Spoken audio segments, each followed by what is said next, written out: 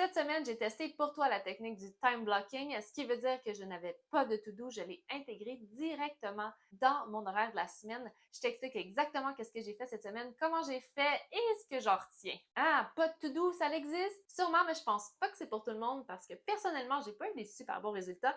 Je t'explique tout ça dans ma vidéo d'aujourd'hui. Avant de commencer, je t'invite à t'abonner tout de suite à ma chaîne YouTube si tu veux avoir davantage de contenu sur la gestion de projet et la créativité. Et aussi, tu peux t'abonner à mon infolettre en cliquant sur le lien juste en dessous dans la description. Ça te donne droit à une fiche projet gratuite pour vraiment structurer et mettre sur papier tes millions de projets que tu as en tête parce que si tu es comme moi, tu as un million de projets, tu ne sais pas par où t'en aller, eh bien cette fiche projet-là t'aide à te structurer. Donc, sans plus tarder, je t'explique pourquoi le time blocking, ça n'a pas fonctionné pour moi. Ça commence maintenant. Bon matin les humains, bienvenue dans la Meilleure Scène Académie. Cette semaine, j'ai testé pour toi le time blocking, qui est une technique qui consiste à mettre ta to-do dans ton agenda directement et donc de ne pas avoir de to-do list, mais plutôt d'avoir des tâches avec un temps prédéterminé pour les faire. Ce que je veux clarifier d'avance, c'est que le time blocking, c'est une technique que j'utilise. Par exemple, quand j'ai des tâches de longue durée à faire ou des tâches dans lesquelles je dois m'assurer d'être focus et que je n'ai pas le choix de faire, je vais utiliser le time blocking. Ce qui veut dire que, par exemple, je vais prendre un mardi soir, je vais le bloquer pour accomplir cette tâche-là. Donc ça, c'est la façon que moi, j'utilise le time blocking. Là, j'ai essayé la technique de ne pas avoir de to-do. Donc, moi, personnellement, j'ai une to-do list, je l'utilise et j'ai essayé de rentrer cette to-do list-là dans mon agenda de tous les jours. Personnellement, avoir une to-do, c'est quelque chose que j'aime, donc d'essayer ça, c'était sortir de ma zone de confort parce que j'essayais quelque chose de nouveau dans l'optique de voir si cette technique-là pouvait améliorer la technique que j'ai présentement et pourquoi pas l'essayer si ça peut être une bonne résultante, eh bien, je pourrais peut-être l'adopter. C'est une vidéo un petit peu en mode vlog, donc je me suis filmée au courant de la semaine pour voir mon avancement, l'utilisation de cette technique-là et d'avoir vraiment des commentaires au jour le jour de comment ça se passe. On part ça tout de suite. Donc, je dois planifier ça parce qu'habituellement, c'est pas comme ça que je fonctionne. Fait que j'essaie quelque chose de nouveau. Et donc, je vais prendre un crayon, un papier et je vais me faire une to-do list. Mais ce que je vais faire, c'est que je vais l'utiliser je vais le mettre dans mon agenda de téléphone parce que mon agenda, moi, je fonctionne beaucoup avec l'agenda papier aussi, là. Peut-être que vous allez me trouver old school, mais ça fonctionne pour moi pour plusieurs raisons et je vous l'expliquerai quand viendra le temps de vous faire un petit tutoriel peut-être sur la gestion de temps puis comment que moi je fonctionne. Si ça vous intéresse, vous pouvez toujours vous inscrire à ma liste d'attente que je vous mets dans la description en dessous de cette vidéo. Donc, sans plus tarder, je vais faire ma petite liste de toutes les choses que j'ai à faire cette semaine que je vais entrer dans mon agenda de téléphone parce que je vais pouvoir vraiment mettre vraiment mettre des blocs de temps, vraiment des heures pour chacune des tâches que j'ai à accomplir cette semaine. Donc, je vais tout transférer sur ma feuille, puis après ça, je vais mettre ça dans mon agenda.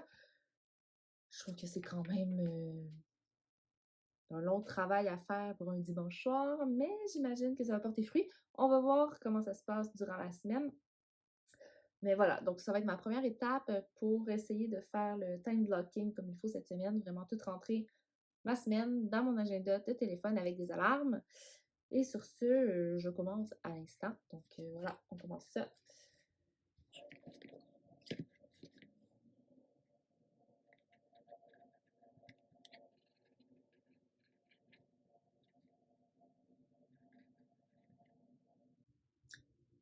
je suis en train de me demander s'il faut que je mette aussi, genre, me brosser les dents puis tout ça, là. Mais je pense que je vais le mettre, je vais appeler ça routine du matin.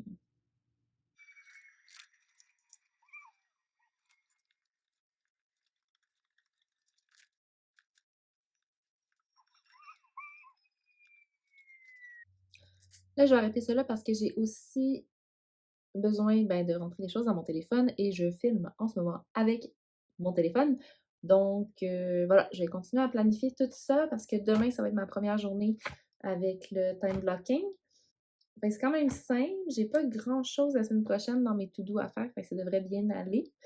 Fait que je vais tester ça. Là, je suis en train de me demander si je dois mettre aussi mes habitudes puis mes routines. En tout cas, je suis un peu encore en questionnement, fait que je vais terminer ça. Puis écoute, demain matin, on part ça, on essaye et on va voir ce que ça donne pour la première journée et au pire, je me réajuste là, pour le reste de la semaine. Fait qu'on va voir ça. Donc voilà, on commence. Je vais aller rentrer tout ça dans mon téléphone à l'instant. Donc je quitte sur cette magnifique phrase qui est Voilà, j'ai pas d'autres phrases. Fait que ça va être ça. À tout de suite. Bye!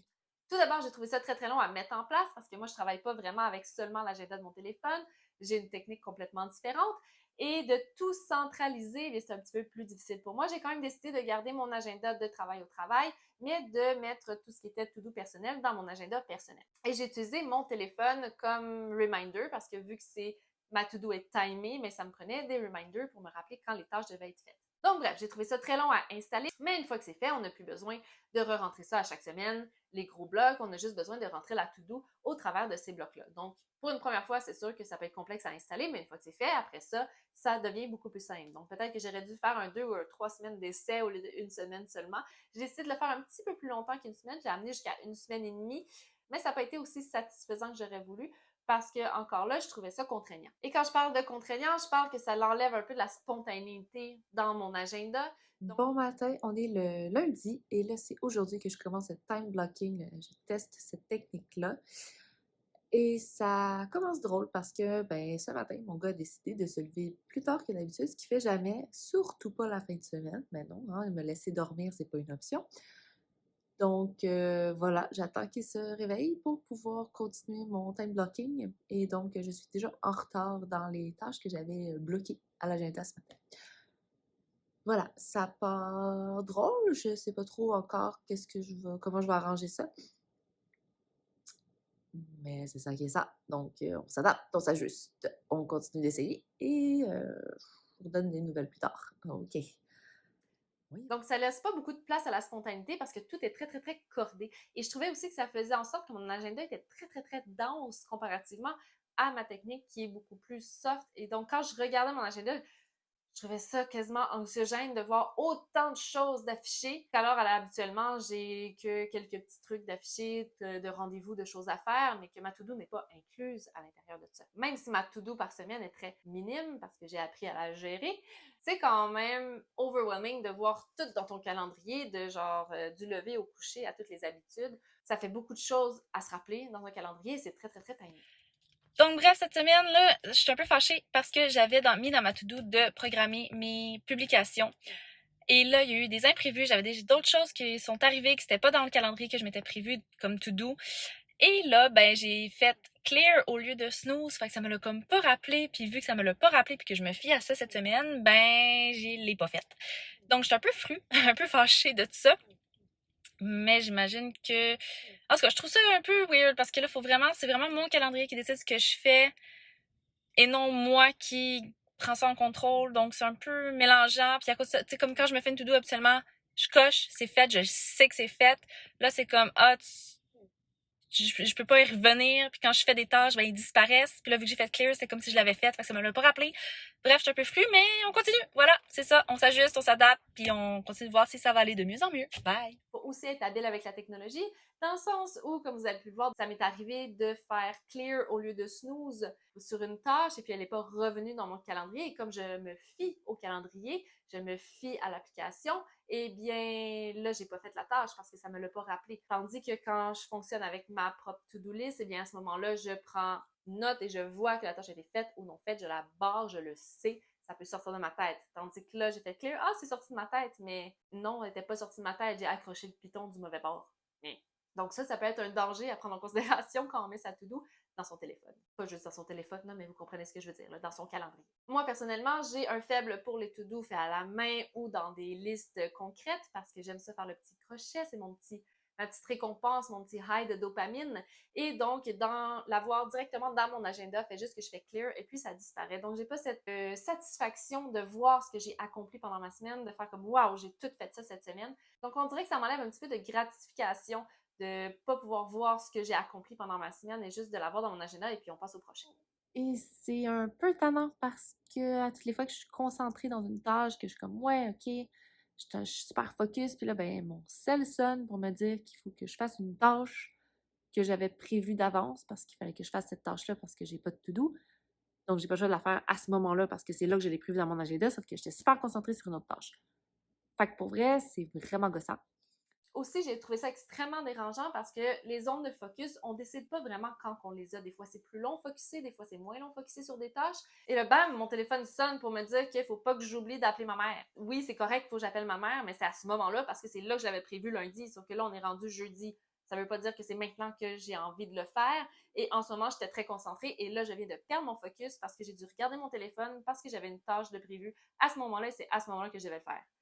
Bref, j'ai trouvé ça vraiment dérangeant parce que c'est peut-être pas à ce moment-là qui est le meilleur moment pour faire cette tâche-là. Mais ça, tu le sais juste quand tu le vis à ce moment-là. C'est pour ça que personnellement, j'aime mieux avoir une to-do parce que à ce moment-là, quand j'ai une période de focus, si je sens un moment de procrastination venir et que j'ai envie de défocuser, de me changer un petit peu les idées, mais je vais faire quelque chose sur ma to-do. À ce moment-là, je vais appeler ma mère parce que c'est sur ma to-do à faire. Je vais pas me le faire imposer parce que lundi, je me suis dit que jeudi, ça allait être un bon moment. Je trouve que ça manque vraiment beaucoup de spontanéité et c'est très dérangeant, personnellement. De l'autre côté, il y a des bons trucs dans le sens où si tu as une tâche que tu dois absolument accomplir cette journée-là et que c'est le dernier timeline que tu as et que tu te le time block et que tu te mets une alarme, c'est excellent, c'est une très bonne chose à faire. D'ailleurs, je le fais. Mais j'avoue que de là à tout rentrer dans mon calendrier, que tout soit timé à la seconde près, malheureusement, personnellement, c'est pas quelque chose que moi j'apprécie beaucoup. J'avoue que si vous êtes quelqu'un qui est organisé à la seconde près et que rien peut déroger et que tout doit être très planifié, c'est une excellente technique. Pour vrai, chapeau. Mais malheureusement, c'est vraiment pas quelque chose qui fonctionne avec mon style personnel à moi. Il y a des applications maintenant qui font ça pour toi, qui rebougent tout dans ton calendrier quand tu as quelque chose qui vient déranger. Je pense à des applications comme Motion, par exemple. Donc, si vous travaillez pour Motion et que vous voulez que je fasse une vidéo et que je teste pour vous, faites-moi signe. Tout ça pour dire qu'il y a des applications avec des intelligences artificielles qui vont aider à tout manager, à tout changer de bord. Oui, il y a des façons vraiment d'optimiser puis d'utiliser ça à un plein potentiel. Personnellement, je suis trop accro à ma dose de dopamine quand je coche quelque chose sur ma liste de to-do. Là. Oh, mon Dieu, que j'aime ça, ça fait du bien. J'utilise mon petit surligneur, là, avec le petit bruit que ça fait. Là. Donc, est-ce que je suis old school? Probablement. Mais comme je vous dis, le time blocking, c'est quelque chose que j'utilise quand je veux vraiment me bloquer des périodes de temps de focus. Donc, je recommande à 100 000 %. D'ailleurs, j'ai une super belle vidéo où je teste la technique de focus Pomodoro. Je te mets le lien juste ici. Si ça t'intéresse, je t'invite à aller la visionner. Tu vas voir, ça pourrait peut-être être utile pour pouvoir travailler ton focus. La seule chose que je recommande pas, c'est d'intégrer ta to-do dans ton horaire, à moins que ce soit une tâche urgente. Donc, ça, ce serait vraiment ma recommandation finale. Ou d'essayer peut-être quelque chose avec un AI qui va tout te déplacer et te dire quoi faire, quand faire. Mais moi, personnellement, j'aime mieux avoir le contrôle sur mon day-to-day que d'avoir l'application qui me dicte. Donc, moi, me faire dire par mon téléphone que c'est maintenant qu'il faut que tu appelles ta mère, c'est moins mon genre. Mais c'est correct. Si pour toi, ça fonctionne, moi, je t'invite, essaye-le. Si tu l'essayes, s'il te plaît, donne-moi tes commentaires en dessous. Puis on va en parler. Écoute, peut-être tu vas me convaincre de l'essayer un peu plus longtemps parce que j'avoue qu'une semaine et demie, c'est pas assez long pour vraiment me faire une tête, pour vraiment voir un changement. Par contre, je pense que dans cette technique-là, il y a des choses à retenir. Comme je vous ai dit, le time blocking, c'est excellent. C'est excellent quand tu as des tâches urgentes et que tu veux arrêter de procrastiner. C'est mieux de te mettre ça dans ton agenda avec une heure précise, puis que quand ça sonne, tu le fais. C'est correct. Mais je ne crois pas que ma to-do devrait être là-dedans. Mais ça, encore une fois, je veux réitérer que c'est très personnel et je t'invite à l'essayer toi-même pour voir si ça fonctionne pour toi. Parce qu'on est tous différents et peut-être que pour toi, eh bien, ça va fonctionner à merveille. Donc, encore une fois, écris-moi dans les commentaires si tu l'as essayé, si tu veux l'essayer, si ça t'intéresse de l'essayer et si tu veux que je fasse d'autres vidéos comme ça qui t'aideront à choisir et ou à mieux organiser ton temps. Sur ce, je te remercie énormément d'avoir regardé la vidéo jusqu'à la fin, ça m'aide beaucoup. N'hésite pas à me laisser un petit pouce si tu as aimé cette vidéo, si ça t'a plu. Je t'invite aussi à t'abonner à mon infolette. Tu vas recevoir une fiche projet gratuite qui va t'aider à structurer tes millions de projets parce que si tu es comme moi, t'en as plein les bras. Il faut juste prendre le temps de les structurer, de bien les planifier et de faire les choses un pas à la fois. Tu peux t'abonner à ma chaîne YouTube, tu vas voir, j'en parle, je donne des trucs, des conseils sur justement la gestion de tes multiples projets. Donc voilà, c'est tout pour moi. Je te remercie encore énormément et je te dis à bientôt. Bye!